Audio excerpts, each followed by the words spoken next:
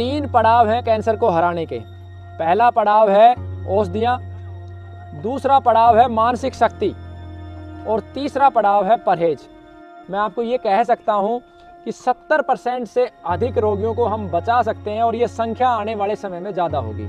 आप इन सब औषधियों को बनाना, तैयार करना, कैंसर ही नहीं अन्य बीमारियों की बिल्कुल निःशुल्क सीख सकते हैं, बशर्ते कि हम गौ माता के सामने रख के संकल्प लेते हैं कि आप इस ज्ञान का दुरुपयोग नहीं करेंगे।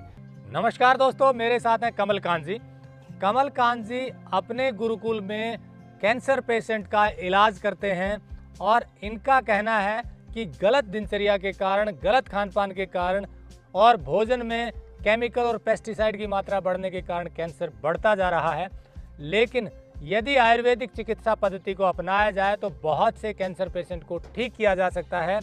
वो चिकित्सा पद्धति बेहद सरल है और घर पर भी तैयार की जा सकती है। आज कमल कांत जी आपको बताएंगे कि कैंसर की दवाई घर पर कैसे तैयार करें।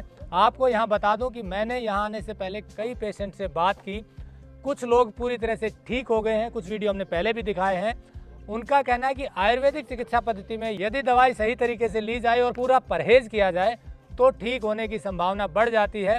हालांकि एलोपैथी के मानने वाले इस बात को नहीं मानेंगे, क्योंकि आयुर्वेद से अगर कैंसर ठीक होता हो तो उनका कहना है कि फिर एलोपैथी में जाने की क्या ज़रूरत है, फिर इतने मरीज जो कैंसर से मर रहे हैं वो ठीक क्यों नहीं हो रहे। इसकी पूरी जानकारी लेंगे और आपको बता दें कि कमल कांत जी का कोई ये पेशा नहीं है, ये जॉब करते हैं होंडा में, इनकम टैक्स डिपार्टमेंट में मैनेजर है वहाँ पर, और अपने शौक के तौर पर राजीव दीक्षित जी के सपने को आगे बढ़ाने के लिए यहाँ इन्होंने गुरुकुल खोला है हरियाणा में, महेंद्रगढ़ जिले में। और उसी गुरुकुल में यहाँ ये जितना समय मिलता है लोगों का ट्रीटमेंट करते हैं आयुर्वेदिक चिकित्सा पद्धति से। लेकिन अब इनका कहना है कि यहाँ सीमित लोगों को ही ये ट्रीटमेंट दे सकते हैं। ज़्यादा से ज़्यादा लोगों तक पहुँचने के लिए ज़रूरी है कि ये चिकित्सा पद्धति लोगों तक पहुँचाई जाए, बताई जाए। आपको बता दूँ, मैं ऐसा कोई दावा नहीं कर रहा कि इससे ठीक होता है, लेकिन इनका अनुभव है ये, और इसके कोई साइड इफ़ेक्ट नहीं है, इसलिए इसको लेने में भी कोई बुराई नहीं है, ट्राई किया जा सकता है। और जैसा इनका अनुभव है उससे ठीक होने की परसेंटेज भी बढ़ रही है। तो चलिए शुरू करते हैं। पूरा वीडियो ज़रूर देखिए, क्योंकि इन चीज़ों को लेने से वैसे भी सेहत ठीक रहती है और कैंसर भी ठीक हो सकता है, ऐसा कमल कांत जी का कहना है। तो चलिए शुरू करते हैं। टेक्निकल फार्मिंग चैनल को सब्सक्राइब करें और बेल आइकन भी दबाएं ताकि आगे आने वाले वीडियो की नोटिफिकेशन आपको मिलती रहे। वंदे मातरम, जय भारत। भाई राजीव दीक्षित अमर रहे। पहले तो टेक्निकल फार्मिंग चैनल का बहुत बहुत धन्यवाद जो आपने इस महत्वपूर्ण विषय को आज समाज के बीच में रखा। दूसरा मैं ये कहना चाहता हूँ कि कैंसर बहुत बड़ी बीमारी नहीं है। रोगी को मानसिक वेदना से, डर से घबरा के अपने प्राण त्याग देता है। मेरे पास लगभग 7400 से अधिक रोगियों का इस विषय पे अनुभव है और इस अनुभव के आधार पर मैं आपको ये कह सकता हूँ कि 70% से अधिक रोगियों को हम बचा सकते हैं और ये संख्या आने वाले समय में ज़्यादा होगी। किसी भी व्यक्ति को अगर इस संख्या पे या परसेंटेज पे पर्सन चिन्ह है तो मेरे पास रिकॉर्ड हैं रोगियों के, मोबाइल नंबर है, पहले की रिपोर्ट है और बाद की रिपोर्ट है। किसी भी दिन, बशर्ते कि वो व्यक्ति योग्य हो, इस चीज़ को जानने के लिए योग्य हो, योग्यता उसमें हो, रोगी को कभी भी अगर आवश्यकता है अपने रेफरेंस के लिए तो बहुत सारे वीडियो मैंने डाले हुए हैं। मोबाइल नंबर मैं डाल नहीं सकता, रोगी को इतने सारे फ़ोन आते हैं कि रोगी परेशान हो जाता है। गांव का पता, घर नंबर सहित मैं आपको दे दूंगा, उसके घर पे जाइए, आप वेरीफाई करके आइए। आपको जब यकीन हो जाए तब इस पद्धति को कीजिए। दूसरा एक और बात मैं कहना चाहता हूँ, मेरे अंदर क्षमता नहीं है कि मैं प्रत्येक व्यक्ति को दवा गुरुकुल से दे सकूँ और ना ही मैं चाहता हूँ कि दवा यहाँ से व्यक्ति आके लेके जाए। परमात्मा की कृपा से, बाबा जयराम दास के आशीर्वाद से राजीव दीक्षित गुरुकुल के पास अकेले कैंसर को ठीक करने के लिए 17 से अधिक पद्धतियाँ हैं जो हमारे ऋषि मुनियों के द्वारा तैयार की गई हैं। उसमें से जो सर्वश्रेष्ठ पद्धति है वो मैं आपके बीच में आज रख रहा हूँ। साथ में एक महत्वपूर्ण जो चीज़ है, 3 पड़ाव हैं कैंसर को हराने के। पहला पड़ाव है औषधियाँ, दूसरा पड़ाव है मानसिक शक्ति और तीसरा पड़ाव है परहेज। कैंसर में मानसिक शक्ति सबसे महत्वपूर्ण है, बाकी बीमारियों में नहीं, क्योंकि कैंसर का नाम सुनते ही रोगी अधमरा हो जाता है। तो उसके अधमरेपन को ख़त्म करने के लिए मैं बार बार रोगियों को वीडियो भी बनाता हूं ताकि यकीन हो जाए और पते भी देता हूं, और उसके अलावा मेरा कोई उद्देश्य नहीं है। गुरुकुल में आप इन सब औषधियों को बनाना, तैयार करना, कैंसर ही नहीं अन्य बीमारियों की बिल्कुल निःशुल्क सीख सकते हैं, बशर्ते कि हम गौ माता के सामने रख के संकल्प लेते हैं कि आप इस ज्ञान का दुरुपयोग नहीं करेंगे। कुछ विशेष ज्ञान है, केवल उन्हीं व्यक्तियों को वो दिया जाता है जो गुरुकुल की स्थापना करेंगे, वहाँ पे अनाथ बच्चों को पढ़ाएंगे, वृद्ध को वहाँ पे रखेंगे और जहर मुक्त खेती के लिए निरंतर प्रयास करेंगे, उन्हीं को वहाँ पे बुलाया जाता है। तो अब मैं ज़्यादा समय नहीं लेते हुए शुरू करता हूँ। महर्षि वाग्भट और चरक संहिता के अनुसार जो मुख्य औषधियाँ हैं, उसमें पहली औषधि है कचनार। अकेले आयुर्वेद में 77 से अधिक औषधियाँ हैं ट्यूमर को गड़ाने के लिए, बशर्ते कि हमें अपने ज्ञान पे भरोसा हो। तो कचनार पहली औषधि है। दूसरी औषधि है दर्द के लिए विशेष रूप से काम आती है। दर्द रोगी को बहुत ज़्यादा नहीं हो तो प्रयोग नहीं करनी, इसे सर्पगंधा कहते हैं। तीसरी औषधि है तुलसी, हर घर में है। श्याम तुलसी सबसे ज़्यादा इफेक्टिव है। काले रंग के पत्ते हैं, हालांकि देश अब गोरे रंग के पीछे पड़ा बर्बाद हो रहा है, लेकिन श्याम तुलसी सबसे ज़्यादा इफेक्टिव है। उसके बाद पुनर्नवा, इसके नाम से ही स्पष्ट होता है कि दोबारा से मरे हुए को जिंदा कर दे, नव निर्माण जो कर दे, पुनर्नवा। सांटी है, आपको बेवकूफ़ बना के स्प्रे डाल के आपकी सांटी खत्म की गई खेतों से, ये वही पुनर्नवा है। अलग अलग प्रजातियां पूरे भारत में पाई जाती हैं, आपको कंफ्यूज नहीं होना है, आपको डरना नहीं है। सभी प्रजातियां समान रूप से उपयोगी है, कुछ में गुण ज़्यादा है, कुछ में कम है। उसके बाद बारी आती है हल्दी। कैंसर को हराने के लिए जो सबसे महत्वपूर्ण है हल्दी, और हल्दी के अंदर जो सबसे महत्वपूर्ण है वो है करक्यूमिन। करक्यूमिन एक तत्व होता है जो कीमो में भी प्रयोग किया जाता है, और सर्वाधिक करक्यूमिन लेकोडोमा एक हल्दी की प्रजाति है जो नागालैंड में पाई जाती है, और काली हल्दी है, और उसके बाद आमा हल्दी है। लेकोडोमा में 5% से लेके 12% करक्यूमिन होता है। तो हल्दी का चुनाव आपको ये सब ध्यान में रख के करना है। फिर से बता देता हूँ, कचनार, श्याम तुलसी, सर्पगंधा, पुनर्नवा और हल्दी। हल्दी में लेकोडोमा की प्राथमिकता, नहीं काली हल्दी, नहीं तो आमा हल्दी। साबत लेंगे, पिसा हुआ कुछ नहीं लेंगे, घर पे पीसेंगे, और इनको लगभग 200-200 ग्राम लेके पीस के अलग अलग कांच के बर्तन में रखेंगे, प्लास्टिक में नहीं रखेंगे, कूट के पाउडर बना के। अब आपको लेने की जो प्रक्रिया, रात को आप मिट्टी की हांडी 5 ले लो घर पे, 5-5 ग्राम पानी के अंदर सारी औषधियाँ भिगो दो, लगभग 200-200 ग्राम पानी में। आप इन औषधियों को बारी बारी से धीमी आंच में पकाओगे, 100 ग्राम रह जाए जब पी लो। एक दवा पी ली, उसके ठीक 40 मिनट के बाद दूसरी, फिर तीसरी, चौथी। सर्पगंधा तब ही लेना है जब आपके शरीर में बहुत ज़्यादा दर्द है। अगर तुलसी ताज़ा है तो पानी में सीधा 20-25 पत्ते लेके उबाल के आपको लेनी है। ये प्रक्रिया आपने जो सुबह की, इसी प्रक्रिया को शाम को भी दोहराना है। सबसे सर्वश्रेष्ठ है खाली पेट। अगर खाली पेट नहीं ले सकते तो खाने के 1.5 घंटे बाद आपको लेना है। इन औषधियों के बाद जो सबसे महत्वपूर्ण है वो गोमूत्र है। गोमूत्र के जो नियम है, भारतीय गोवंश, देसी गोमाता और बीज से तैयार हुई हुई गाय ना हो, ताज़ा ब्याई हुई ना हो, तुरंत बीमार ना हो, और बीमारी को देखने के लिए उसके नाक पे पसीना देख ले, बीमार गाय का ना ले। सूर्य निकलने से पहले और सूर्य छिपने के बाद का गोमूत्र लेना है, क्योंकि सूर्य निकलने के बाद का जो गोमूत्र है वो ज़्यादा ऊर्जावान होता है। प्रकृति में बरगद का दूध और गोमूत्र सूर्य की उपस्थिति में कभी ना ले, उसके गुण कम होते हैं, सूर्य देवता जाने के बाद लें। तो ये गोमूत्र सर्दी में आप 70 ml तक ले सकते हैं और गर्मी में 50 ml। और इस गोमूत्र को लेके हल्का बॉईल करना है, उबालना है और ये पीना है। अगर आपको डायरेक्ट पीने में दिक्कत हो रही है तो उबालते समय इसके अंदर आप हल्दी और पुनर्नवा डाल सकते हैं, 5-5 ग्राम पानी में, फिर नहीं भिगोना है। ये औषधियाँ आपकी हो गई सुबह शाम की। उसके बाद एक बहुत महत्वपूर्ण औषधि है, कैंसर रोगी की क्षमता, शारीरिक क्षमता बहुत कमज़ोर हो जाती है, उस क्षमता को ठीक करने के लिए ये औषधियाँ तैयार करते हैं हम। इसके अंदर मैं आपको जो मात्रा बताऊंगा वो आधा किलो मामरा बादाम के ऊपर होगी, यानी कि बाकी औषधियाँ आधा किलो मामरा बादाम पे निर्भर करेगी। ये बादाम है मामरा, अच्छी से अच्छी क्वालिटी का आप लो, क्योंकि आपके जीवन का सवाल है। 30-40 लाख रुपए आप खर्च कर सकते हो हॉस्पिटल में मरने के लिए, तो जीने के लिए 3-2.5-3 हज़ार रुपये किलो का मामरा जरूर खरीदें। पहचान इसकी ये है कि जब आप इसको मिक्सी में पीसेंगे या कूटेंगे, जिस मामरा के अंदर चिकनाई या तेल सा निकलने लगेगा मतलब वो अच्छा है, और अगर वो भुर-भुर हो रहा है तो मतलब उसका तेल व्यापारियों ने निकाल लिया है। तो यकीन किसी पे मत करो, काले सिर का मनुष्य है, लालच में पड़ा हुआ, अपनी पूरी छानबीन करके आप ले। तो मामरा आपने आधा किलो ले लिया। आधा किलो मामरा के बाद जो दूसरी औषधि है इसे कहते हैं सफ़ेद मूसली।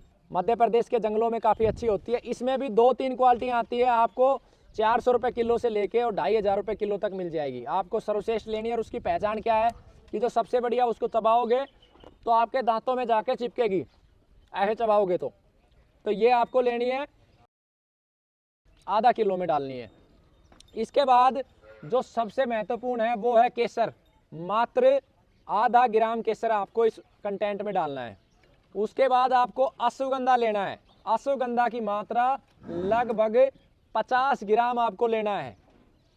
और उसके बाद बेशकीमती जड़ी बूटी है, इसे कहते हैं कीड़ा जड़ी। कुछ कंपनियां अब इसको लैब में तैयार करने लगी हैं और ये 2 लाख रुपए किलो तक मिल जाती है लैब वाली, लेकिन लैब वाली के रिजल्ट अच्छे नहीं हैं। हिमालय के क्षेत्र में और नेपाल के क्षेत्र में ये काफ़ी मिलती है और लगभग ये आपको 2 ग्राम लेनी है, बस सिर्फ 2 ग्राम। इन सब का मिश्रण कर लेना है और देसी गौ माता का 200 ग्राम दूध लेना है और 20 ग्राम इस मिश्रण को लेना है और धीमी धीमी आंच पे पकाना है और पकाने के बाद ये पी ले। अब ये किस समय पीना सर्वश्रेष्ठ है? ये पीना सर्वश्रेष्ठ है सुबह सुबह 9 साढ़े 9 बजे के आसपास। इसको पीने से 1 घंटे पहले कुछ मत खाओ और 1 घंटे बाद कुछ मत खाओ। और सुबह इसलिए लिया जाता है कि ये बहुत ताकतवर है कि दिन भर आप मेहनत करोगे तभी पचा पाओगे। आपने अगर रात को लिया तो आप पचा नहीं पाओगे, इसलिए ये मैंने सुबह बताया, एक ही बार ये लेना है। एक बार इसको फिर रिपीट कर दें कमल जी। पहले आधा किलो आमरा बादाम लिया, आमरा बादाम लिया, उसके बाद आपने बताया कि ये केसर लिया, केसर लिया आपने आधा ग्राम केसर।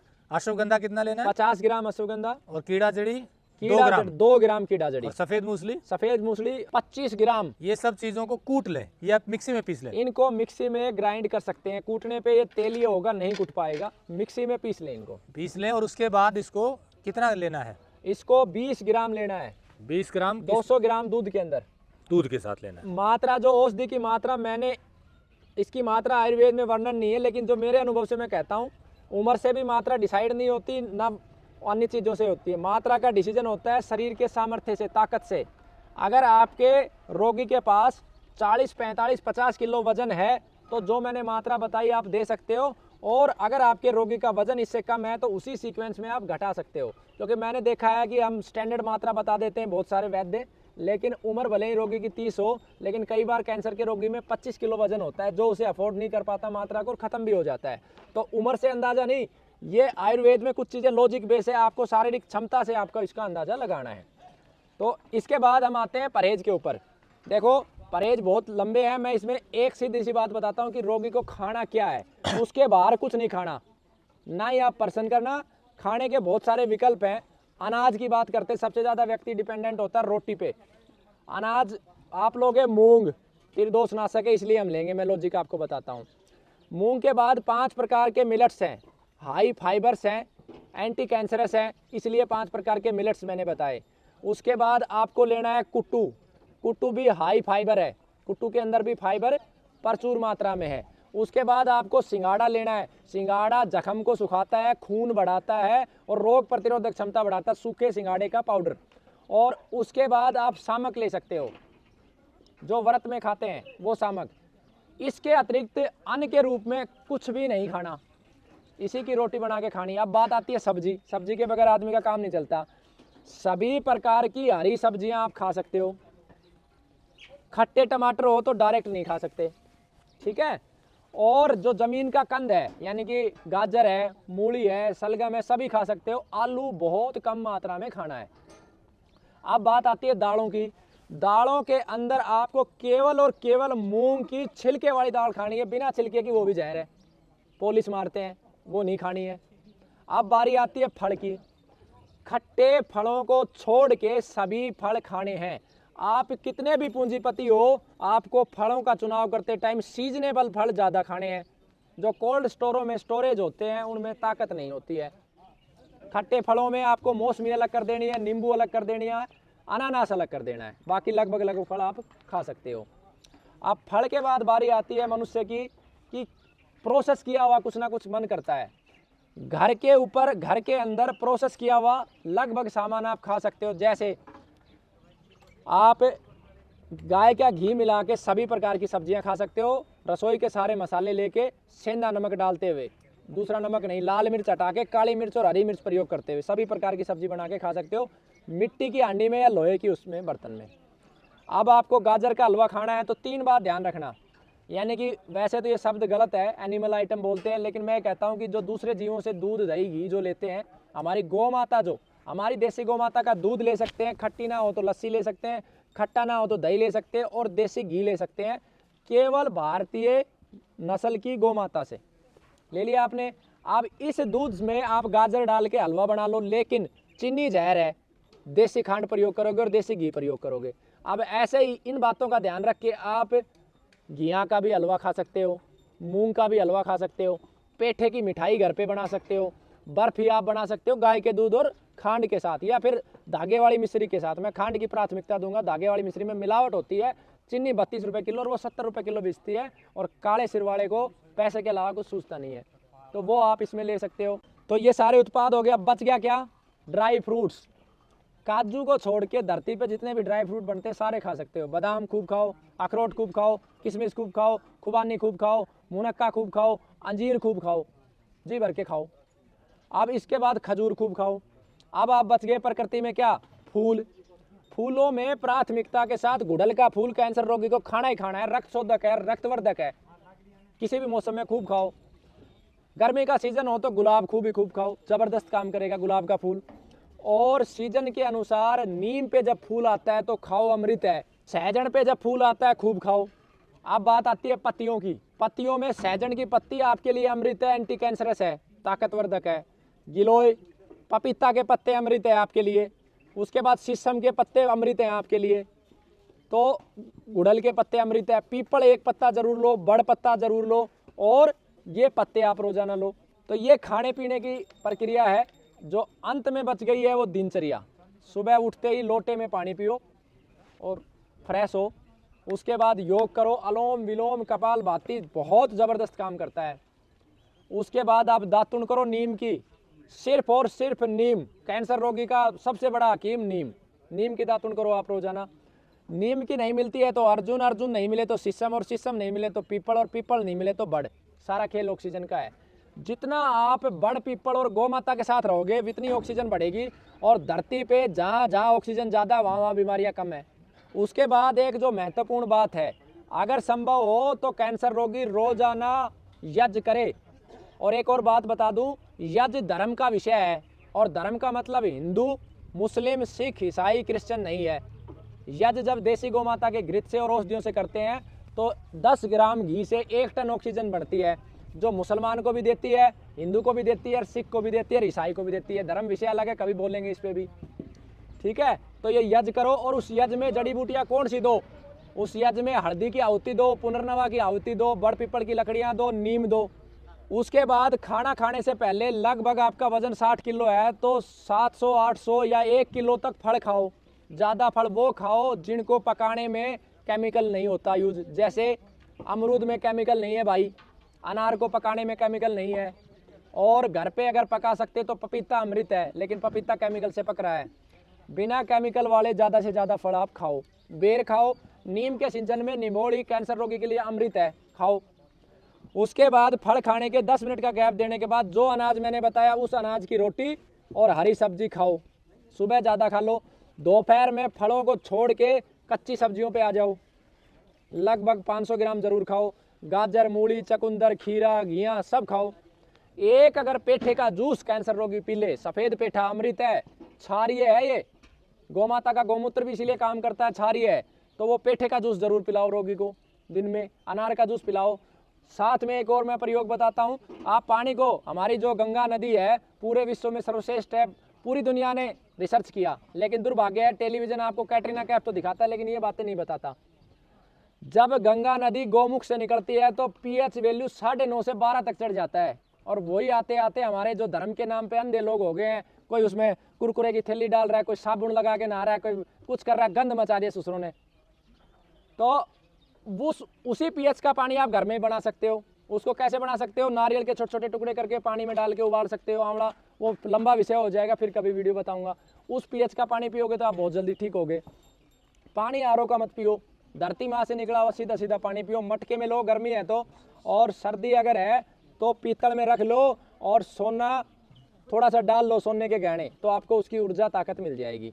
अब बात बच गई शाम की। शाम रुको, का रुको। खाना सूर्यास्त से 1 घंटे पहले आप ले लो। बेहतरीन क्या है, मूंग की दाल, उसके बाद सिंगाड़ा की खीर भी खा सकते हो, कुट्टू की रोटी भी खा सकते हो और सामक की खीर भी खा सकते हो। इतना मैं आपको कहता हूँ, ये भावनाएं जो मैं बोल रहा हूँ ये परमात्मा की भावना है, इससे ज़्यादा कुछ नहीं है। आप उस हॉस्पिटल पे लुटोगे पिटोगे और बहुत सारे आयुर्वेद के डॉक्टरों के पास भी जाओगे, लुटोगे पिटोगे कटोगे।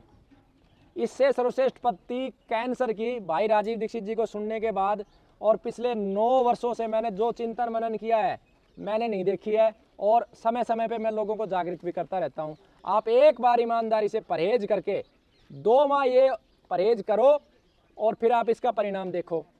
और जो बंदा जिसको परिणाम नहीं भी आए वो भी बताए और जिसको आए वो भी बताए, क्योंकि हम चाहते हैं कि एक यात्रा यहाँ से 10,000 रोगी तो यहाँ गुरुकुल में लाभ ले चुके, कम से कम 1 लाख लोगों की यात्रा हम निकालें यहाँ से, जो कैंसर शुगर ऐसी बीमारियों के ठीक होकर निकले, जो भारत माँ को मानसिक गुलामी से आज़ाद करवाए। आज हमारे 7.5 लाख शहीदों के सपने अधूरे हैं। हम सारे पाखंडी हो गए, भगत सिंह की फोटो बाहर लगाते हैं, अंदर दारू पीते हैं। भगत सिंह का तो सपना था व्यसन मुक्त भारत हो, अंग्रेजियत मुक्त भारत हो। तो इस मानसिक गुलामी से आज़ाद होने के लिए एक बार मेरा यकीन करो, मैं आपका भाई भी हूँ, आपका बेटा भी हूँ, और इसको प्रयोग करो। कोई दिक्कत आए तो आप गुरुकुल के नंबरों पे संपर्क करो। हर व्यक्ति को बचाना मेरे हाथ में नहीं है, लेकिन इतना मैं कहता हूं कि जो मैंने अनुभव किया है कि भारत के बड़े से बड़े हॉस्पिटल, चाहे वो एलोपैथी के हो चाहे आयुर्वेद के हो, इस पद्धति का उन सबसे सर्वश्रेष्ठ परिणाम है। अगर आप कर लेते हो, जीवन परमात्मा के हाथ में है, उसकी जिम्मेवारी परमात्मा का ही है। अगर परमात्मा से जीतना है तो सबसे अच्छा तरीका एक ही है, परमात्मा की संतान है 84 लाख जीव, और ये अथाह वनस्पतियाँ जो फल के रूप में है, जड़ी बूटी के रूप में, जो सब्जी के रूप में, अन्न के रूप में, इनसे प्रेम करो, इनको बचाने का प्रयास करो। और जो हमारे 5 तत्व जिससे शरीर बना है, जिससे ये 84 लाख योनियाँ तैयार हुई है, जल जमीन वायु आकाश अग्नि, इन 5 तत्वों में जहर डालना छोड़ दो। और मनुष्य के 2 सबसे बड़े सुख हैं और 2 ही सबसे बड़े दुख हैं। पहला सुख है निरोगी काया और दूसरा सुख है जिसे हम सुख भी कहते हैं, और भावनाओं का सुख। यानी जब मेरा बच्चा खुश होता है तो मुझे खुशी होती है, मेरे माता पिता खुश होते हैं तो मुझे खुशी होती है, मेरा मित्र सफलता लेके आता है तो खुश होता है। ईर्ष्या जीवन से समाप्त करो और खुश रहो, हर किसी की मदद करो। जीवन परमात्मा के हाथ में है। मौत को ना तो माइकल जैक्सन रोक पाया, ना अरुण जेटली रोक पाया, लेकिन कर्म आपके हाथ में है। कर्म से बड़ी कोई चिकित्सा नहीं है। अच्छा कार्य करो। वंदे मातरम, जय भारत। तो दोस्तों, जैसा कमलकांत जी ने बताया, इन जड़ी बूटियों के साथ जो दवाई तैयार होगी उसका सेवन करने से और परहेज करने से और सही दिनचर्या को फॉलो करने से कैंसर ठीक होने में मदद मिलती है। ऐसा कई रोगियों के साथ इनका अनुभव हुआ है। हमारा ये कहना है कि इनके पास जो रोगी ठीक हुए हैं या इस पद्धति से जो रोगी ठीक होते हैं, उनके ऊपर एलोपैथी के साइंटिस्ट को रिसर्च जरूर करनी चाहिए। और अगर आप में से कोई ऐसा वीडियो देख रहा है तो उस पर रिसर्च करने की कोशिश जरूर करें। हरियाणा में महेंद्रगढ़ जिले के पाली गांव में ये गुरुकुल है, और इनका जो दावा है कि इन चिकित्सा पद्धति को लेकर के कई कैंसर रोगियों को ठीक किया है। एक और बात, कमलकांत जी का कहना है कि सब पे ये चिकित्सा पद्धति काम करे ऐसा जरूरी नहीं है, लेकिन 50% से ज़्यादा लोग ठीक हो जाते हैं। बस शर्त यही है कि प्रॉपर तरीके से ये दवाई ली जाए और खान पान को सही किया जाए और दिनचर्या ठीक करेंगे तो लाभ हो सकता है, और साइड इफेक्ट कोई है नहीं। तो आप इसे ट्राई कर सकते हैं, और अधिक जानकारी के लिए हमने नंबर दिया हुआ, आप उन पर संपर्क कर सकते हैं।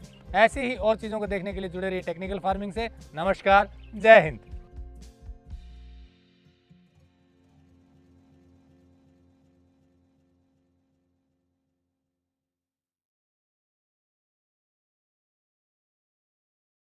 अगर आपको यह वीडियो पसंद आया है तो ज्यादा से ज्यादा लाइक और शेयर जरूर करें। साथ ही चैनल को सब्सक्राइब करना ना भूलें।